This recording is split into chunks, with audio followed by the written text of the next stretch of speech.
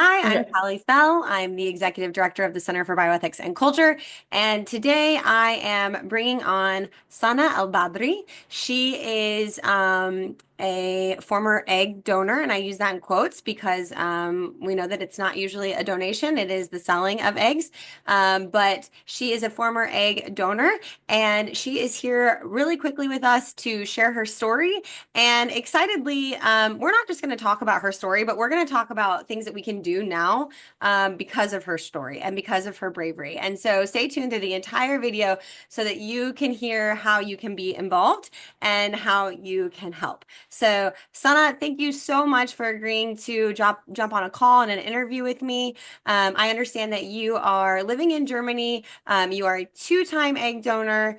So just let's jump into your story and tell me a little bit about why you became an egg donor and about your story. Yeah. Thanks for having me. I'm very excited to be here.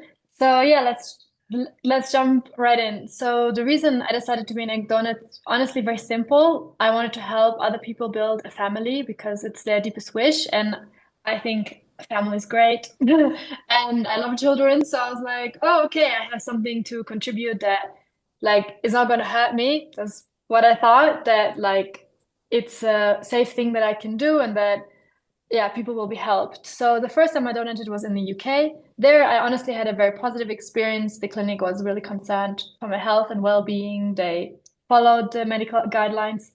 So I was a little bit naive, maybe, or I don't know how else to put it. But I thought, oh, okay, this is like fine, and it's gonna be like this everywhere. So then I had the opportunity to donate my eggs again to a gay couple, and they don't live in Europe, or they partly live in Europe, and it seemed easier to do the donation or the selling of the eggs in Canada. So we went there, and I was in a Toronto clinic, and there my treatment was very, very different. So yeah, it gave me almost double the amount of hormones that I received in the UK. But I was not so aware about what's going on. Like I wasn't counting. But that's what I realized in like retrospect. And I remember that during this process, about two-thirds into it, I started to feel some concerning symptoms. I was having a shortness of breath, and I was feeling really unwell. So I like lay down, and I was just very unwell. So I decided to write the clinic an email and like tell them about my symptoms. And I, and I get a kind of a strange response, which said that like saying that 24 eggs are maturing and they haven't yet matured. And if we put down my dose, it's a risk to the egg maturation.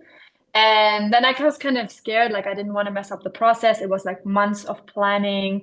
I'm like in another country, and I just want there to be a good result for everyone's efforts. So I was really intimidated by this. I mean, she did say at the end of the email, "Oh, if it's really necessary, I can ask a doctor." But they were not like, "Oh my God, you're having shortness of breath and you're feeling unwell. We should go down." Like Or you they should were, go see an emergency department. yeah, exactly. Or yeah, exactly. So I remember having some strange feelings, but then I was a little bit intimidated by this. So I was like, okay, I'll see if I feel any better. So I make myself a tea, I meditate. Actually, I do feel better. So I decide to like stick to the original dosage. And I feel like that's my biggest moment of regret is not listening to myself. And yeah, trusting the medical professionals, Wait, but basically. can I interrupt you? I'm so sorry. Yeah. When you emailed the clinic or got in touch with the Yeah. clinic, did you actually talk to a medical professional though? No. So I talked to a woman, she's a coordinator of the donation. And yeah, she said she can forward this email to the doctor. Um, yeah. It's just So alarming to me that when someone is having a medical, what I would say shortness of breath, a medical emergency, that you wouldn't have been able to talk to at least a provider at the clinic. But yeah. anyway, The I'm thing is, sorry for interrupting. no, it's actually such a good point because I never saw the doctor except when I was like sedated and about and having the eggs about to be retrieved. So that's the only time I saw her. But I know from the intended parents that they spoke to her extensively. Like they wrote me, "Oh, she's such a great doctor. She took out all this time to speak with us and help us answer our questions, take away our fears and doubts. Like you'll be in such great care." But I never met her except when she was retrieving the eggs, and I never had her contact even. So, so I think this is kind of goes to show the difference in treatment, who's a real patient, Yeah. which is well, yeah, what I realized. And then I remember in that email, she also shared something very strange, but I didn't ask more about it. She said that I'm part of a guaranteed program, and I was very confused about what that is. Yeah. What's a Um, guarantee? What guarantee? yeah, and like I didn't know what it is. It's like, oh, but you're part of this guaranteed program. That was also one of the reasons to discourage me from going down on the dosage. And later I speak to another agency that specializes on like known donation, and they do a lot of advocacy for the women. And they explained to me they're also in Toronto area. And they explained to me that how it works is that this clinic that I was with offers something called a two dads package. So where like the intended parents, because they're two men and they wanted to have a child each, they buy this package and kind of have a guarantee that they will have enough embryos for a live birth for each of them. And so I suppose it's cheaper for them to do everything all at once with me instead of doing it the safe way, which is to do the process twice, instead Hmm. of like all at once. Wow. And that's and also she told me if women have a certain AMH, so a certain level of like fertility, that they're automatically qualified for it. So I know that my AMH was very high. It's like shows your level of fertility. And so I must have qualified without my consent and my knowledge. And I was not educated about anything about like I was just part of this program. Yeah. So that also explains why I was given like almost double or basically double the hormones. Yeah. So yeah. Wow. And then after you had your eggs extracted, did you have any complications or any side effects? Yeah, for sure. So even before having them extracted, I remember that it was very hard to walk. I felt like a little duck, like just Oh. like little steps. And I was and having like sharp pains when I like cough or laugh, and just like even urinating or like doing my stool was a bit uncomfortable. Like everything was very cramped, like really full. But I thought, okay, once the eggs will be retrieved, this will improve, because it's probably because my ovaries are full of the eggs. But it did not improve. It actually got worse. And then I think about 2.5 days after, I remember that morning waking up and just being very swollen. Like my whole body, it's like I was retaining a lot of water. Like my breasts were extremely swollen. Like my tummy was really swollen. It was very hard to move properly. Like literally getting out of bed, I had to like roll like really awkwardly, and it was hard to walk normally. I could not bend over to tie my shoes. And it was very uncomfortable to walk, to sit down, honestly, doing anything. And I was getting like really scared, like what's happening with me? Like I should be feeling better now. Because I remember in my first donation that after 2 days, I was feeling great. I was like cycling, you know? Yeah. So I was like, I cannot even walk like normally. And I remember that when they discharged me, they gave me like even more hormones. And I remember the time, just I was feeling so over the hormones. I was like, I don't want to take any more hormones. I don't know why I'm getting even hormones after being discharged. So I remember deciding like not taking some of them because I was like, I'm just done. Because in the UK they discharged me with like nothing. They'll just go home. And then I realized, yeah, and then I call my coordinator and I ask her, yeah, I'm not feeling very well. Like, what's going on? I would like to be seen by somebody. And then um, she says, oh, it's like your fault that you are like retaining water and everything because you didn't take all the hormones we gave you. And then I got like really mad. I was like, what do you mean? Like, you retrieved like 40 eggs. Like, that's a lot. That's more than double than I donated last time. So I'm pretty sure like you put me on a very aggressive like hormone schedule. And she said, no, it's your fault for not taking that medication to lower your estrogen.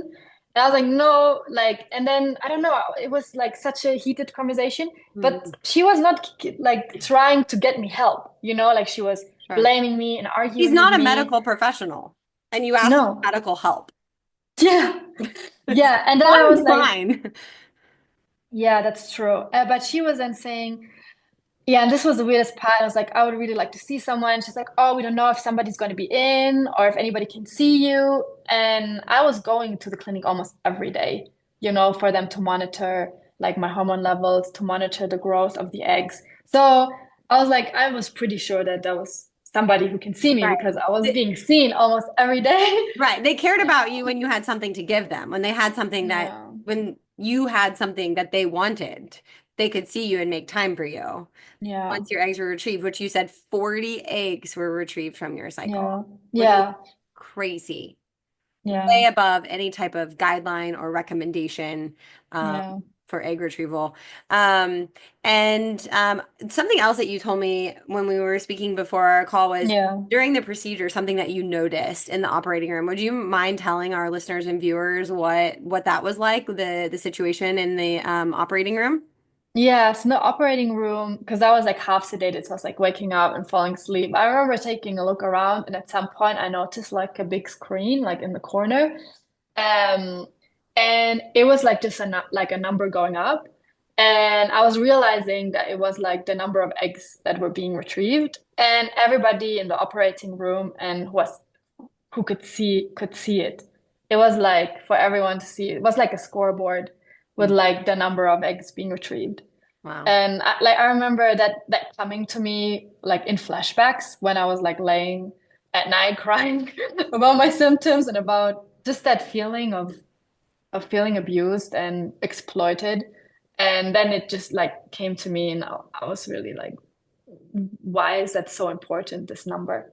Like, Because yeah, because that's their measure of success, right? More eggs, yeah, more embryos, more opportunities for. I did have a question. yeah. Did you match with the couple before you chose the agency, or did you decide to go through this agency and then match with the couple? And Yeah. Yeah, the agency was where that facilitated basically the match because I okay, put my profile with them and then the okay, parents chose me.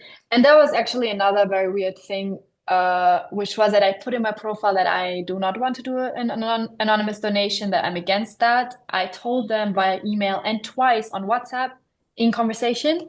And then the first contract the agency gives me is fully anonymous. wow.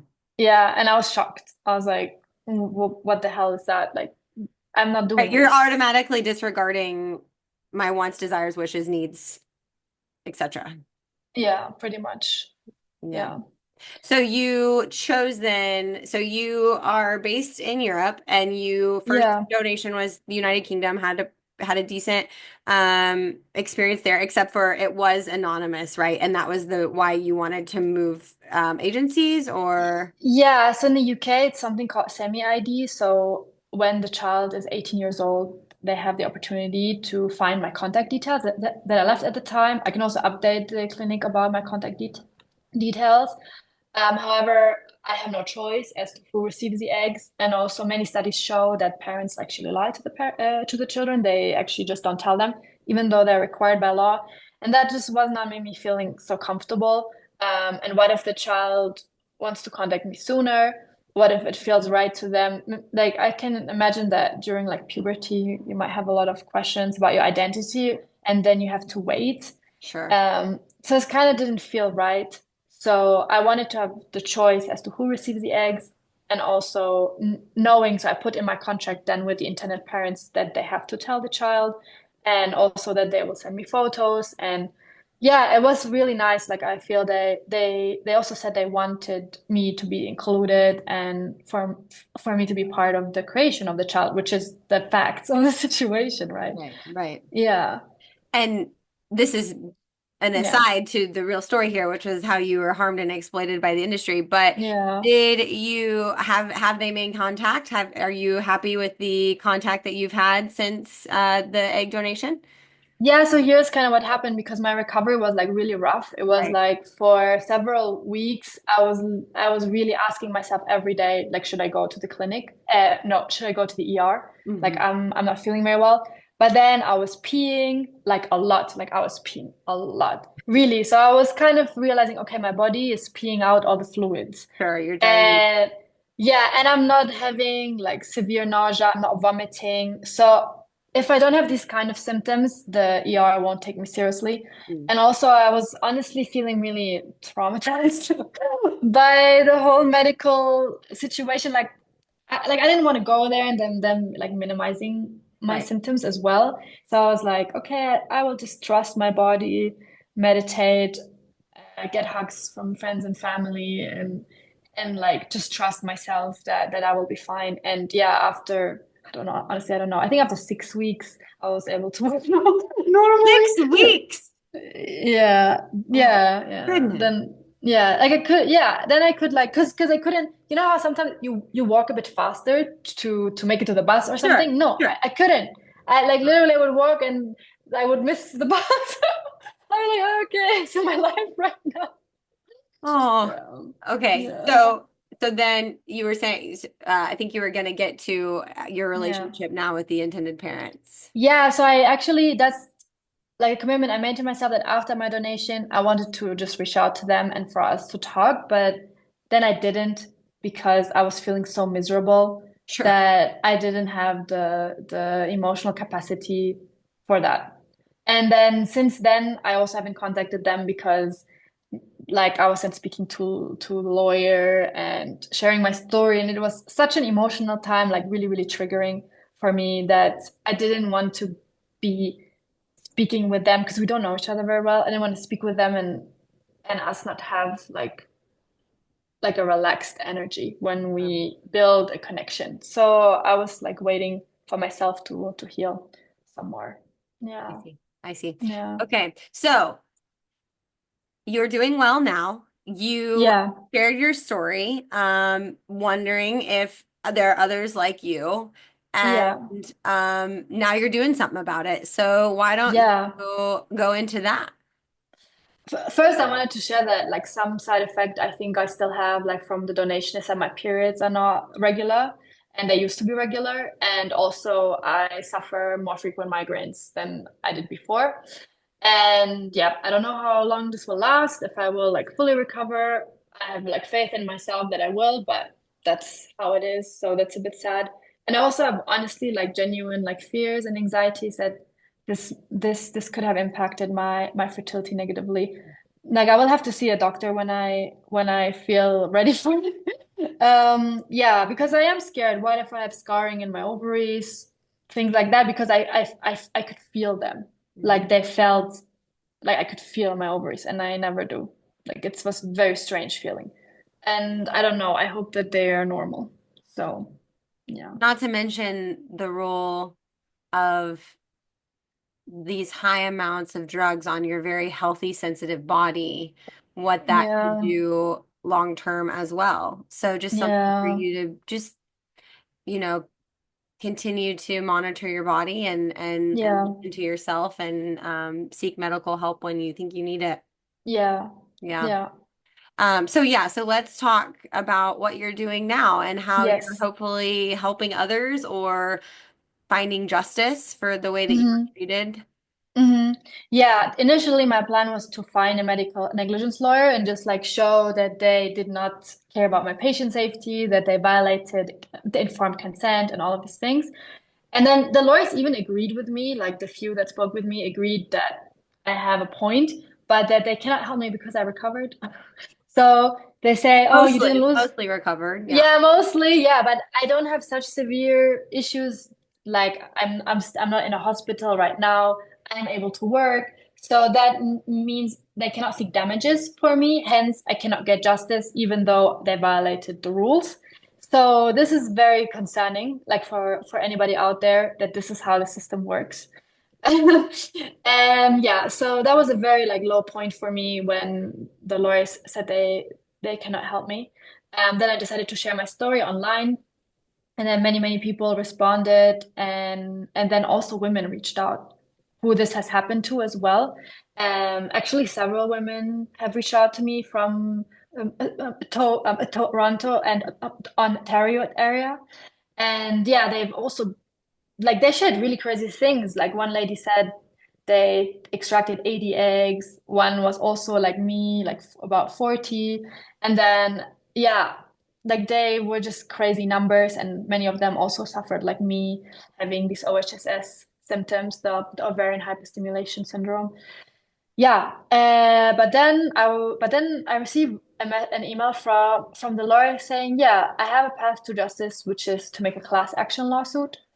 And then I told her, actually, some women came forward, and then she said, yeah, it could be enough. Like it only has to be a handful. So I found a couple now and then me, but I would ideally find at least one more.